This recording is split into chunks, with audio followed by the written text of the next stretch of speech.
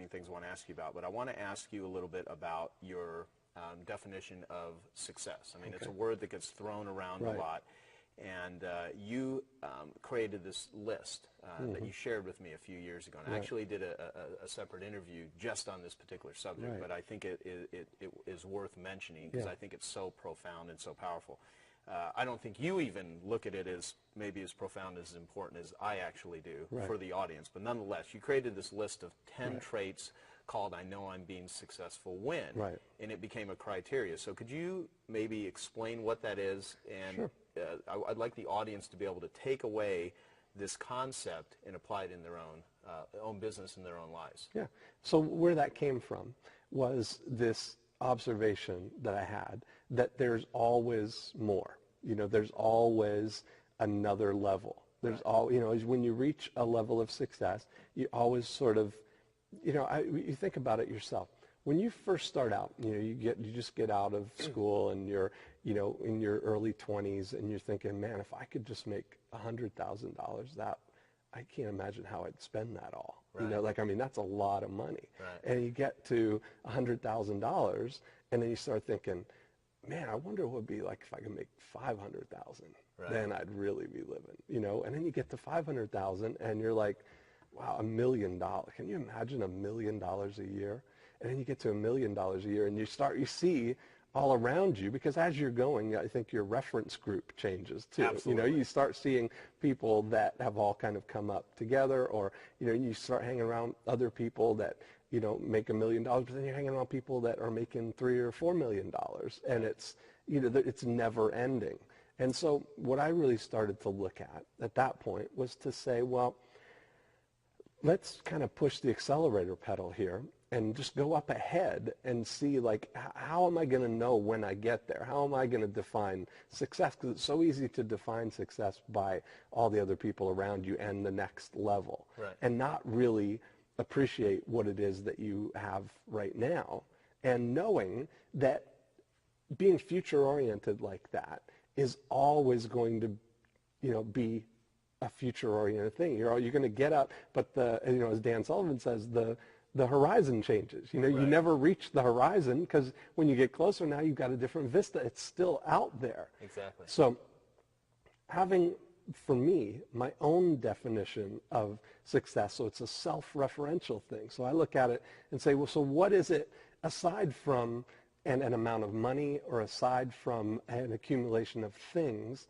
What are the feelings or the being of being successful?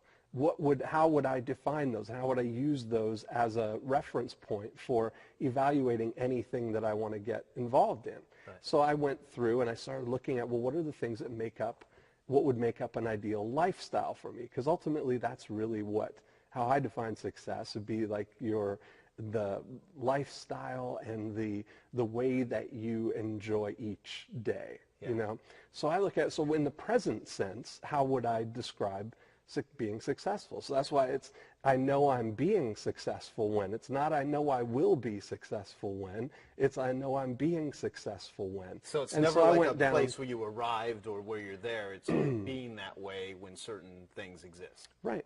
So I look at it. So for me, some of those things on my list, and I've worked with you on putting together your list, but, you know, for me, some of those things were, I know I'm being successful when I can wake up every day and say, what would I like to do today?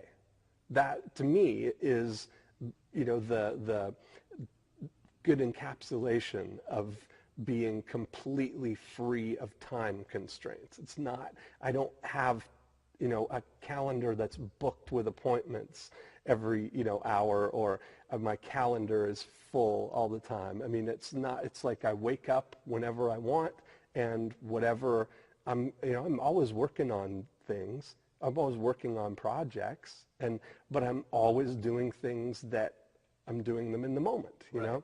So another one for me would be, I know I'm being successful when I'm working on projects that excite me and allow me to do my very best work.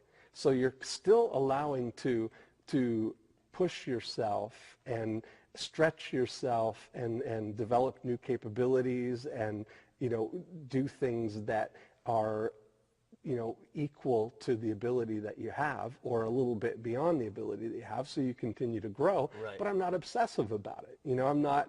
I'm not getting out of my league. I'm not getting into things that are going to create lots of these headaches for me.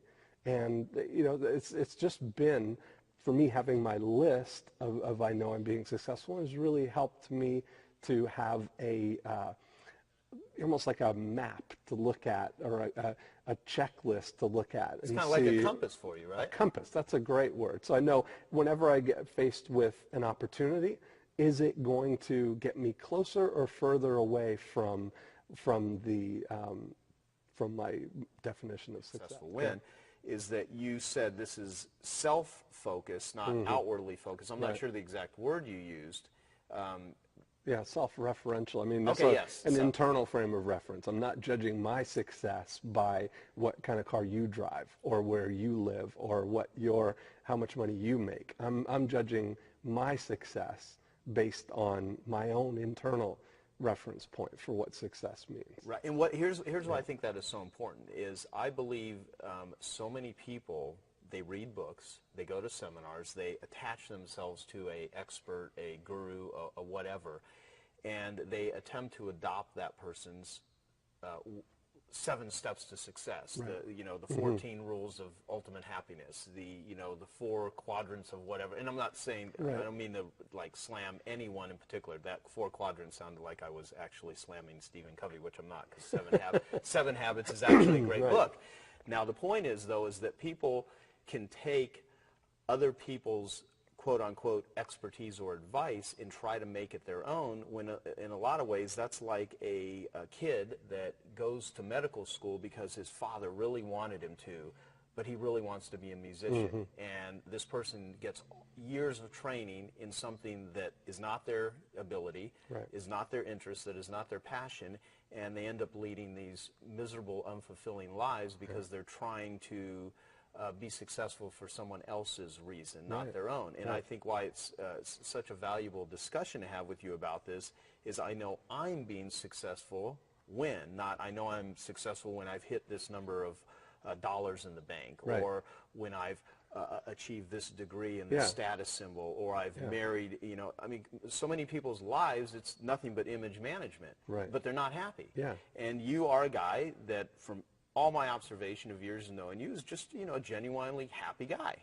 And you do kind of what you want to do when you want to do it, and you don't answer to anyone, and you set up conditions that allow you to have kind of a friction-free life. Better than, I mean, I can count 10 people in the world that I can think of that seem to kind of do what it is they want to do as well as you, which is one of the reasons I'm interviewing you on this. So what are some other things, and then we're going to move on to another. Well, I mean, I just want to say too, and the same thing goes there, that my definition of success is not necessarily going to be other people's. And I said earlier that I don't judge my success by what kind of car you drive or where you live. And do you that think doesn't your car's mean, better than mine? Seriously? Well, I think it is. I think my. And that's what I'm saying, is that doesn't mean I don't drive cool cars and live in cool houses and have all this stuff. It's not about not having stuff or not, but it's, for me, it's the stuff is secondary to my lifestyle. I made the decision early on to lead with lifestyle, lead with revenue, because one of the things is that my passive revenue exceeds my lifestyle needs. That's my second definition of success. So when I know that, I would never be in a position that I'm driven by, I got to drive this cool car, and I got to live in this cool house, and I got to have another house, and get myself into a situation where I have to work the hamster wheel really hard to support this lifestyle. I worked hard to develop the revenue machine first, and then let my lifestyle lag behind that. And it's just such a more peaceful way. So you wanted to hear a couple more of my. Yeah, just because I think they're kind of cool. For this reason, though, for our audience, is that I don't want anyone to say, yeah, that's my definition of success. I just want someone to observe and hear how you actually came up with what ended up becoming the way that you run your business and run your life. And they're just kind of benchmarks and reminders of what's important about my life. So time freedom is a big thing for me. So that's my top one, that I know I'm being successful when I can wake up every day and ask, what would I like to do today? Then my second one is that my passive revenue exceeds my lifestyle needs. Then I can live anywhere in the world I choose. And because I wanted to have a lifestyle where we split our time. So I spend the winters in Florida, I spend the summers in Toronto, and so that choice alone, that's an important choice to me, and that, means I am not likely to get involved in a local business that requires me to be in Florida or in Winter Haven at one particular time, or to be in Toronto all the time. Right. So that was an important thing for me. I mentioned that I'm working on projects that I'm excited about and allow me to do my very best work. That's a great state to be in. Wouldn't it be great if every day you wake up and decide what would you like to do today, and what you would like to do today is work on a project that excites you and allows you to do your very best work. Yeah, and I love the way that you add and allows me to do my very best work, because say you're really excited about playing basketball, but you're really not good at it. Right. Then you could be really excited about it, but you certainly can't do your best work. Right. So it's kind of like finding both. Right.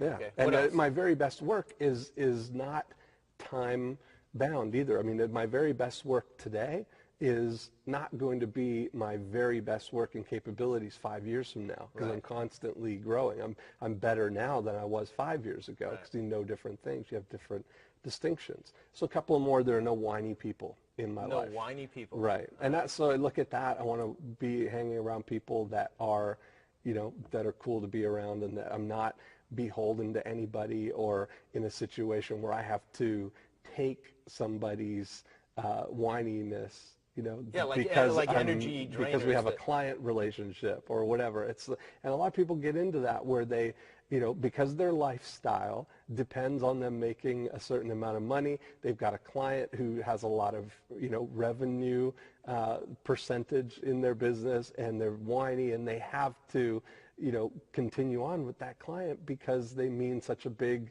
piece of their revenue. Yeah, and people put up with an enormous amount of shit because of that belief. Yeah.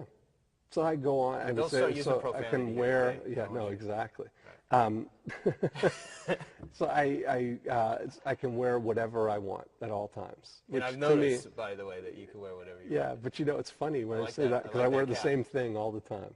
And well, no, here, this is funny. Let me stop you for a moment. We had this conversation last night. It never occurred to me, and I've known you for the longest time, that this is, you kind of always wearing... Well, I just started that maybe 3 years ago. Well, you're always wearing black shirts and like tan shorts and baseball caps. Not always baseball caps, but most of the time you have a cap on. Yeah. And it's usually black. Yeah. And you were talking about Steve Jobs having his uniform. And well, somebody pointed that out to me afterwards, because I've been wearing this uniform, and then I saw somebody sent me an article that was billionaires in their uniforms. And it was, I had never thought about it before, but, Steve Jobs always wears the same thing, the black mock neck and the jeans. And Larry Ellison wears the same thing all the time. Albert Einstein wore the same thing all the time. And I've just kind of adapted it as, something for me. Right. And I think it's hysterical. So you were telling me that you own how many of these shirts? I probably have like 30 of these shirts. I've got about 10 pairs of these shorts and about 10 or 12 of these hats. And it's we're the same underwear, the same socks, and not so, same underwear, the same style. No, but it's kind of freeing, I mean, nothing in my life really depends on me wearing anything but this. Well, first off, this has been bothering me, because I thought about it last night. I thought about it today, and I was like, if you only had to not have to think in the morning about what to wear in different colors and this and that, and try certain things on, that would actually simplify your life. But there's another side of me. It's like, I don't want to be wearing the same thing walking around all the time. But I've really thought about, God, it's an interesting concept, and it doesn't much matter what your reasons are. The point is, I think the end result is you want a friction-free life without hurdles, without restrictions, in anything that you can do that just makes life a little bit easier. Simplicity. I mean, that's the thing. There's something about that. So I wear my watch for curiosity only. That's one of my other success things, and that's something that to me, that symbolizes that I'm not going to be in a thing where I have to be constantly aware of the clock to get to the next appointment, or, oh, I've got this conference call. For me, having one thing on my calendar that is a time commitment is a blight on that entire day to me. It's like this speed bump in my day. And I don't know how, I mean, sometimes that's, for me, that's just a thing that I have. Some people, I have a friend who's a mortgage broker, and his ideal is to have appointments booked, on the hour, back to back to back. And for him, that's his definition of success, where he comes in and he's got all his appointments lined up. And, Well, okay, so there could be people on there going, oh my God, I would, that's what I want. And a lot of times they could be trying to adapt your value system, because you're kind of talking about it and it sounds kind of cool. Right. And, they also are faced with the question of, well, how do you really know? I mean, what advice could you give for people out there that wanted to develop their own, I know I'm being successful when? One of the ones that I came up with after spending, I should actually tell the story. I went to Toronto, and I was going to Strategic Coach, which is a program I'm in with Dan Sullivan, who's an awesome guy. And I decided to stay in Toronto for a few days, and I stayed at the home you have in Toronto. And I asked you and your wife, do you guys got an alarm clock? Because I was going to get up in the morning and try to go work out. And you looked at Sony, your wife, and you're like, do we have an alarm clock? And she's like, this blank stare, like, I don't think so. And you look at me, you're like, we don't have an alarm clock. And I'm thinking you're screwing with I know, me it's here. so I'm like, funny. I mean, it had never come up.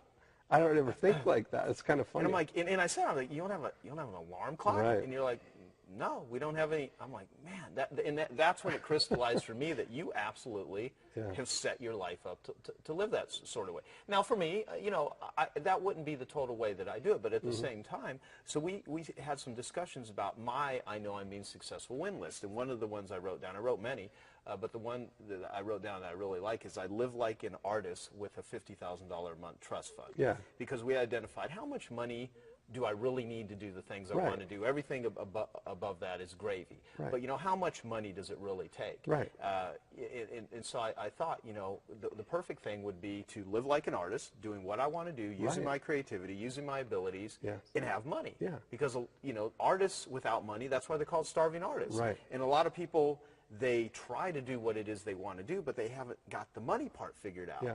And if you don't have the money part figured out, you don't really have freedom. And a lot of business owners, I think most business owners really get into business because of freedom. A lot don't think of it that way. Absolutely. But, what's more free than being an artist? I mean, that kind of expression is, that's a life metaphor for me. That's the way why I've adopted that of being like an artist with a $50,000 a month trust